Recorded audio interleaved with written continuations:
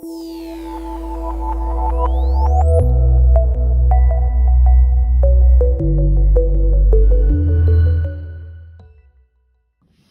aujourd'hui on va vous montrer comment on fait pour configurer l'AIS Nomad.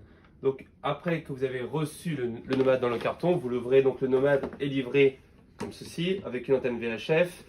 Et à l'intérieur, vous avez aussi une antenne Wi-Fi à connecter sur le Nomad. Et en plus de ça, vous avez le manuel. Et les manuels sont aussi téléchargeables en français directement sur digitalyacht.fr. Donc une fois que vous avez téléchargé le logiciel ProAIS2 sur votre ordinateur PC ou Mac, le logiciel ProAIS2 se télécharge directement depuis notre site digitalyacht.fr. On installe le logiciel, puis après on va connecter en USB le Nomad sur l'ordinateur.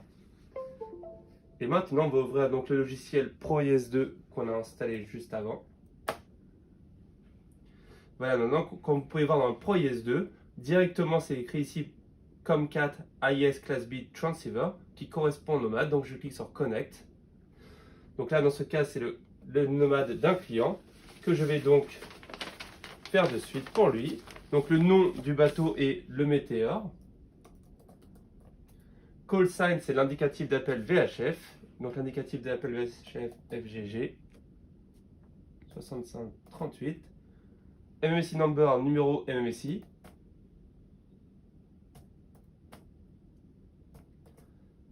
Et après le type de bateau, donc 36 ou 37, donc le 36 c'est un voilier, 37 petit bateau à moteur, et après la taille du bateau. Donc pour un bateau d'environ 30-40 pieds, la taille n'a pas vraiment d'importance, c'est plus vraiment pour les AIS classe A où la taille est très importante. Hop, donc la taille du bateau.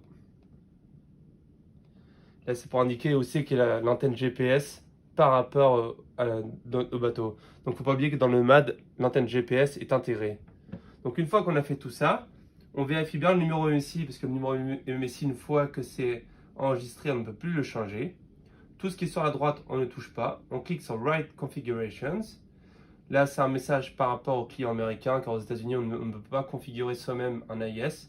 On clique sur Programme. Et voilà, maintenant l'AIS Nomad est configuré. Et si vous voulez vérifier que tout est bon, on peut aller dans Diagnostic. Donc le premier point veut dire que le numéro MMSI est correct. GNSS position fixe, c'est-à-dire que la réception GPS dans ce cas-là n'est pas bonne, car là nous sommes au bureau aujourd'hui et dans le bureau à Rouen on n'a pas une bonne réception GPS. Que le Nomad a bien transmis sa position, c'est normal que dans ce cas-là le Nomad n'a pas transmis sa position car il ne reçoit pas une position GPS quand on est à l'intérieur du bateau. Et après, que l'AIS antenna est rouge, c'est pareil parce qu'il n'a pas transmis. Que l'AIS a reçu une position, c'est-à-dire que là, comme vous pouvez voir en dessous, il a déjà reçu des cibles AIS. Et l'alimentation, là on peut vérifier l'alimentation, 19,7. Donc là, dans ce cas-là, tout est bon.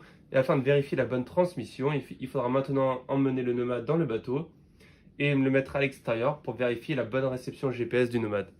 Voilà, merci à vous.